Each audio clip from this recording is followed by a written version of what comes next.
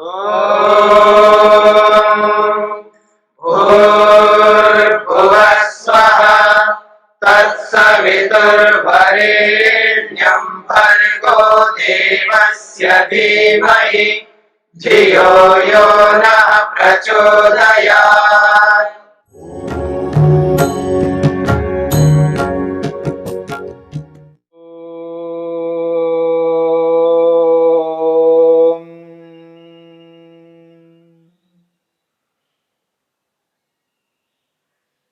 साधन पाद के 32वें सूत्र को लेकर के हम विचार कर रहे हैं। योग के 8 अंगों में दूसरा अंग है नियम। यम और नियम, इन दोनों में जो भेद है इसको लेकर के हमने विचार किया। यम किसे कहते हैं और नियम किसे कहते हैं। दोनों का अर्थ एक होते हुए भी एक का संबंध सीधा सीधा औरों के साथ, अन्यों के साथ है, और एक का संबंध सीधा सीधा स्वयं के साथ है। एक का संबंध स्वयं के साथ, वैयक्तिक जीवन के साथ, और एक का संबंध अन्य लोगों के जीवन के साथ है। यम और नियम।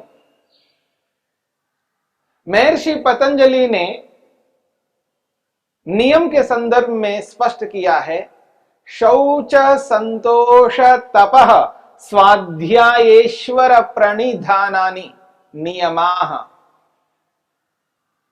जिस प्रकार से यम के 5 विभाग बताए हैं, उसी प्रकार से नियम के भी 5 विभाग बताए हैं।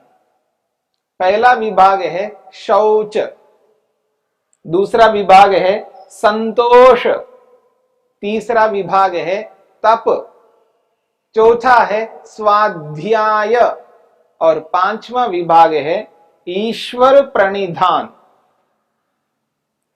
शौच, संतोष, तप, स्वाध्याय और ईश्वर प्रणिधान, ये 5 विभाग नियम कहलाते हैं। इनके माध्यम से हम वैयक्तिक दुखों को दूर करते हैं। इनका सीधा सीधा स्वयं के जीवन के साथ संबंध है। जब मनुष्य यम का पालन करता है तो समझ लेना वह व्यक्ति नियम का भी पालन करेगा। नियम का पालन करना अत्यंत आवश्यक है। बिना नियम के पालन के हम अपने लक्ष्य तक नहीं पहुंच पाएंगे। इसलिए महर्षि ने नियम को योग के अंतर्गत ग्रहण किया है और दूसरा विभाग बनाया है योग का। अति महत्वपूर्ण विभाग है। ये आधार है, बेस के समान काम करता है। समाधि तक पहुंचने के लिए यह नियम अत्यंत आवश्यक आधार रूप में काम करता है। और इस नियम के 5 विभागों में जो पहला विभाग है शौच। शौच का अर्थ है शुद्धि, पवित्रता, निर्मलता। शुद्धि, पवित्रता, निर्मलता स्वयं के लिए अत्यंत आवश्यक है। स्वयं को शुद्ध करना है, पवित्र करना है, निर्मल करना है। ये जो निर्मलता है, शुद्धता है, पवित्रता है, इसी पवित्रता से ही मन एकाग्र हो पाता है। जिसका जीवन पवित्र नहीं है, शुद्ध नहीं है, वह व्यक्ति कभी एकाग्र नहीं हो सकता। वह व्यक्ति कभी भी समाधि नहीं लगा सकता। इसलिए शुद्ध होना अत्यंत आवश्यक है। और ये जो शुद्धि है, ये 2 प्रकार की है। शुद्धि 2 प्रकार की है। एक शुद्धि बाहर की ओर से है, बाह्य शुद्धि कहते हैं, और दूसरी शुद्धि है आंतरिक शुद्धि, अंदर की शुद्धि है। बाहर की शुद्धि और अंदर की शुद्धि दो प्रकार की शुद्धि है, बाह्य और आभ्यंतर। और बाह्य शुद्धि वस्त्रों की शुद्धि, पात्रों की शुद्धि। जो हमारे पास जितने भी साधन हैं उन समस्त साधनों को शुद्ध रखना, पवित्र रखना, साफ सफाई करना हमारा कर्तव्य है। जो व्यक्ति बाहर से जितना शुद्ध कर पाता है वो बाहर के दुखों से बचा रहता है। वस्त्र शुद्ध हो तो वस्त्रों से जो अशुद्धि फैलती है, उस अशुद्धि के कारण से जो दुख होता है स्वयं को, उस दुख को यदि हटाना है तो शौच का पालन करना है, यानी वस्त्रों को शुद्ध रखना है। जिस प्रकार से वस्त्रों को शुद्ध रखना है उसी प्रकार से अन्यान्य जितने भी साधन हैं जिनके साथ हम जुड़े रहते हैं, जिनके बिना हमारा कार्य नहीं चलता है, उन समस्त बाहर के साधनों को शुद्ध करना हमारा परम कर्तव्य है। केवल घर के अंदर ये शुद्धि नहीं रखनी है, घर के बाहर भी शुद्धि रखनी है। मनुष्य संवेदनशील नहीं हो पा रहा है, थोड़ा सा जागरूक होना चाहिए। वो घर के अंदर बहुत अच्छी शुद्धि रखता है लेकिन घर के बाहर वैसी शुद्धि नहीं रख पाता है। उसे ये बोध नहीं हो पाता है कि घर के बाहर भी शुद्धि रखनी है। यदि बाहर शुद्धि नहीं रखूंगा तो बाहर के कीटाणु, रोगकारक कीटाणु घर के अंदर प्रवेश करेंगे और घर को भी अशुद्ध करेंगे। इस बात को समझते हुए व्यक्ति को जहां घर के अंदर शुद्ध करना है वैसे ही घर के बाहर भी शुद्ध करना है। ऐसा नहीं करना है कि कूड़ा अपने घर से इकट्ठा करके घर के बाहर ऐसे ही फेंक देना, किसी के घर के सामने फेंक देना, दीवार के पीछे फेंक देना ताकि दूसरे के घर वाले को मुसीबत पहुंचा दे। ये तो अत्यंत स्थूल अशुद्धि वाले कर्म हैं। इतने स्थूल अशुद्ध कर्म यदि व्यक्ति करता जाएगा तो अत्यंत हानिकारक है। अब देखेंगे व्यक्ति बाहर किस प्रकार से अशुद्धि को फैलाता है। साफ सफाई करना अत्यंत आवश्यक है। वो ऐसा थूकता है मानो कि उसको ये लगता है कि ये मेरा है ही नहीं। उसको यही लगता है घर ही मेरा है, बस घर से बाहर जब मैं निकलूंगा तो वो मेरा बिल्कुल नहीं है। जहां चाहे वहां थूकना, जहां चाहे वहीं गंदगी फैलाना अत्यंत घातक है, हानिकारक है। इस बात को समझ करके शुद्धि करना पवित्रता का एक बहुत बड़ा माध्यम है। व्यक्ति यदि पवित्र होना चाहता है, शुद्ध होना चाहता है तो घर के साथ साथ घर के बाहर भी ध्यान प्रत्येक व्यक्ति को देना है। बाहर की शुद्धि अत्यंत अनिवार्य है।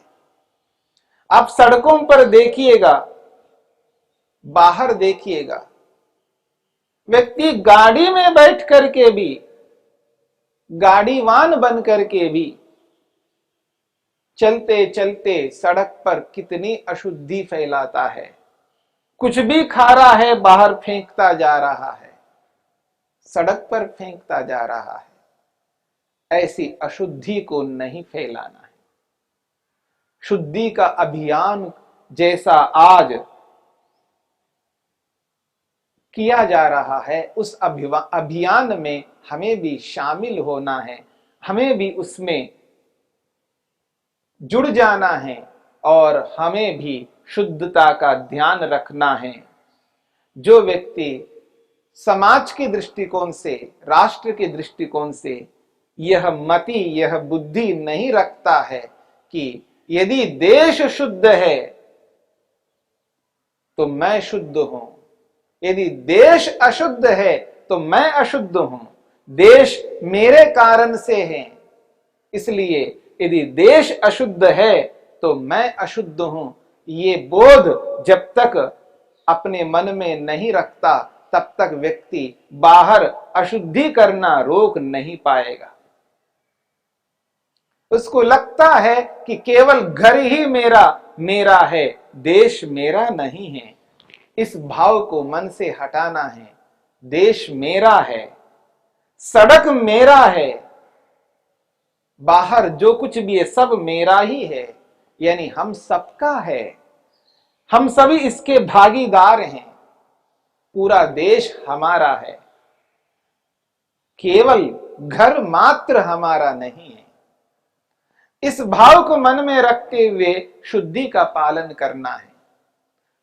वस्त्रों की शुद्धि, पात्रों की शुद्धि, गाड़ी की शुद्धि हम अपने अपने घर के अंदर शुद्ध तो करते हैं, लेकिन बाहर शुद्ध नहीं कर पाते हैं।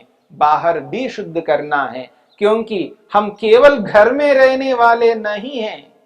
हाँ, यदि घर में ही रहते हो, घर से बाहर नहीं निकलते हो, तो हो सकता है कि आप घर घर में ही शुद्धि रखोगे और बाहर नहीं रखोगे, पर ऐसा नहीं है। हम बाहर भी रहेंगे, सदा घर में नहीं रह सकते, घर के बाहर निकल के बाहर भी रहना है। इसलिए बाहर की शुद्धि करना भी हमारा कर्तव्य है। जितना पृथ्वी को हम शुद्ध करेंगे, पृथ्वी को, जल को, पंचमहाभूतों को शुद्ध करना है। पृथ्वी, जल, अग्नि जो बाहर है, जो तत्व हैं जिनके कारण से हमारा जीवन चल रहा है, पूरे पर्यावरण को शुद्ध करना हमारा कर्तव्य है। जब व्यक्ति शुद्धि पर ध्यान देता है तो समझ लेना व्यक्ति योग में आगे गति कर रहा है। केवल स्वार्थ को सामने नहीं रखना, परमार्थ को भी सामने रखना। केवल अपने आप को सामने रख करके इस समाज में हम जी नहीं सकते, इसलिए सबको ध्यान में रखते हुए हमें जीना है। इसलिए हम जब शुद्धि करेंगे तो ये ध्यान रखेंगे कि अपने आप को भी शुद्ध करते हुए, अपने घर को भी शुद्ध करते हुए, समाज को भी शुद्ध करना है, क्योंकि हमें समाज में रहना है। हम सामाजिक प्राणी हैं, इसलिए जो गंदगी हम बाहर ऐसे ही फेंक देते हैं मानो कि वो स्थान हमारा नहीं हो। इसलिए सारा स्थान हमारा ही है, सारा देश हमारा है, हम इस देश के निवासी हैं। इस दृष्टिकोण से पूरे देश को शुद्ध करना हम सबका परम कर्तव्य है। और नियम यही कहता है, हमें शुद्ध रहना है। ऐसी शुद्धि करने से स्वयं दुखों से छूट जाते हैं, अन्यथा व्यक्ति हानि को प्राप्त करेगा, दुखी हो जाएगा।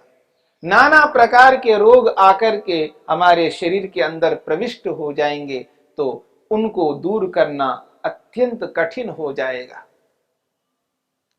तो जैसे बाहर से हम शुद्ध अपने आप को करते हैं, अपने पात्रों को, अपने वस्त्रों को, अपने घर को, घर के समस्त साधनों को साफ करके शुद्ध करके रखते हैं, ऐसे ही बाहर भी शुद्ध रखना है। घर से बाहर भी शुद्ध रखना है, पूरे देश को शुद्ध रखना है, पूरे विश्व को भी शुद्ध करना है। इसलिए शुद्धि का पालन प्रत्येक व्यक्ति को करना है। यह है बाह्य शुद्धि, बाहर की शुद्धि। एक और बात है, शुद्धि वस्त्र, पात्र, घर आदि की शुद्धि के साथ साथ जो खाद्य पदार्थ है, खाने योग्य पदार्थ है, उनको भी शुद्ध रखना है। उनको भी शुद्ध करके उनका प्रयोग करना है। खाद्य पदार्थों को भी शुद्ध करना चाहिए, और आजकल खाद्य पदार्थों को तो विशेष रूप से शुद्ध करना चाहिए, क्योंकि आज ऐसा कृत्रिम खाद्य डाला जा रहा है जिनके कारण से खाद्य पदार्थ दूषित हो रहे हैं। जहां तक हो सके उनमें जो खाद का प्रभाव है उसको जितना अधिक दूर कर सकते उतना अधिक दूर करना है। इसलिए पानी के माध्यम से उसको अच्छी तरह धो करके उसका प्रयोग करना चाहिए। कुछ लोग बिना धोए ही प्रयोग कर लेते हैं। विशेषकर जो फल होते हैं उन फलों को व्यक्ति ऐसे ही बिना धोए ही खा जाता है। चाहे वो सूखे फल खा रहा हो, चाहे वो आर्द्र फल खा रहा हो, ताजे फल खा रहा हो, सभी को अच्छी तरह धो करके खाना चाहिए। शुद्धि का ध्यान रखना चाहिए। खाद्य पदार्थों को जितना शुद्ध रख करके हम उनका प्रयोग करेंगे उतना ही हम गंदगी से दूर होंगे, उतने ही कीटाणु दूर हो जाएंगे, जिससे वो खाद्य पदार्थ हमारे लिए सुखदायी बन सकेंगे। तो खाद्य पदार्थों को भी शुद्ध करके उनका प्रयोग करना है, और केवल धोने मात्र से वो शुद्ध होते हो ऐसा नहीं है। इसलिए कृत्रिम खाद्य से बचने का प्रयत्न करना है। जो स्वाभाविक खाद है उस स्वाभाविक खाद को हमने त्याग कर दिया है और कृत्रिम खाद का प्रयोग किया है, और उस कृत्रिम खाद के माध्यम से नाना प्रकार के रोग उत्पन्न हो रहे हैं और स्वयं को हम दुख सागर में डुबो रहे हैं। इस बात को भी समझ करके हमें चलना है। शुद्धि इस रूप में करनी है जिससे कि वो अंत तक हमें सुखदायी बन सके। केवल बाहर से तो हमने उसको शुद्ध किया है, अंदर से शुद्ध नहीं किया है, तो समझ लेना कि वो पूर्ण रूप से शुद्ध नहीं हो पाए। इसलिए खाद्य पदार्थों को केवल बाहर से शुद्ध करने मात्र से काम नहीं चलेगा। खाद्य पदार्थों को अंदर से भी शुद्ध करना है, और अंदर से शुद्ध करने का माध्यम है कृत्रिम खाद को हटाना और स्वाभाविक खाद को लाना, और स्वाभाविक खाद डाल करके उन खाद्य पदार्थों का निर्माण जब किया जाता है, अर्थात जब खेती की जाती है उस खेती में कृत्रिम खाद को ना डाल करके स्वाभाविक खाद को डालना प्रारंभ करना, जिससे खाद्य पदार्थ शुद्ध हो जाएंगे और उनकी शुद्धि से हम भी शुद्ध हो जाएंगे। इस दृष्टिकोण से हमें शुद्धि का पालन करना है।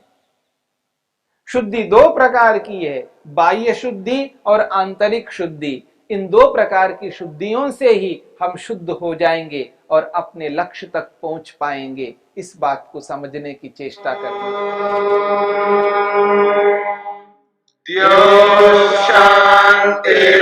शांतिरंतरिक्षं शांति पृथिवी शांतिरापः शांतिरोषधयः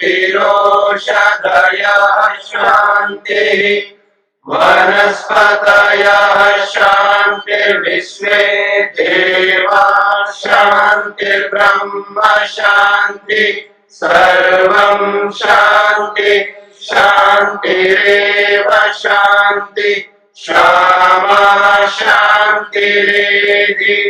ओम शांति शांति शांति।